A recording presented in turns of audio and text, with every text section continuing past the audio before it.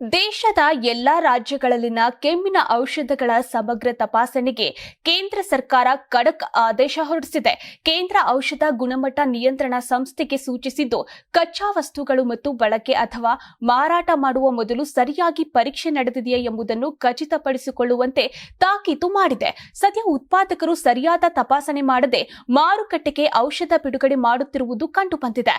ಹೀಗಾಗಿ ರಾಜ್ಯ ಔಷಧ ನಿಯಂತ್ರಕರು ತಪಾಸಣೆ ತೀವ್ರಗೊಳಿಸಬೇಕು ಮತ್ತು ಸರಿಯಾದ ಪರೀಕ್ಷೆ ಇಲ್ಲದೆ ಯಾವುದೇ ಬ್ಯಾಚ್ ಔಷಧ ಬಿಡುಗಡೆ ಆಗದಂತೆ ನೋಡಿಕೊಳ್ಳಬೇಕೆಂದು ಸೂಚಿಸಿದೆ. ಇನ್ನು ಮಧ್ಯಪ್ರದೇಶ ಆರೋಗ್ಯ ಸಚಿವ ರಾಜೇಂದ್ರ ಶುಕ್ಲಾ ತಮಿಳುನಾಡು ಸರ್ಕಾರ ವಿರುದ್ಧ ಗಂಭೀರ ಆರೋಪ ಮಾಡಿದ್ದಾರೆ.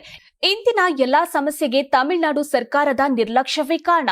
ಕೋಲ್ಡ್ರೀಫ್ ಘಟಕ ಚೆನ್ನೈ ಸನಿಹದಲ್ಲಿದೆ. ಅಲ್ಲಿ ಸೂಕ್ತ ತಪಾಸಣೆ ಮಾಡಿದ್ರೆ ಸಾವುಗಳು ಸಂಭವಿಸುತ್ತಿರಲಿಲ್ಲ ಎಂದು ಕಿಡಿಕಾರಿದೆ.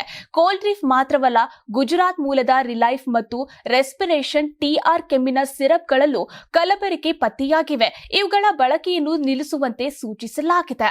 ನೀವು ಸಣ್ಣ ಆಗ್ಬೇಕಲ್ವಾ? ಅದು ಒಂದು ಉತ್ತಮ ಆಹಾರದಿಂದ ಸಣ್ಣ ಆಗ್ಬೇಕಲ್ವಾ? ಪ್ರತಿದಿನ ನಮ್ಮ ಜೀನಿ ಸ್ಲಿಮ್ ನ ಯೂಸ್ ಮಾಡಿ ಯಾವುದೇ ಸೈಡ್ ಎಫೆಕ್ಟ್ ಇಲ್ದಂಗೆ ನೀವು ಸಣ್ಣ ಆಗ್ತೀರಾ.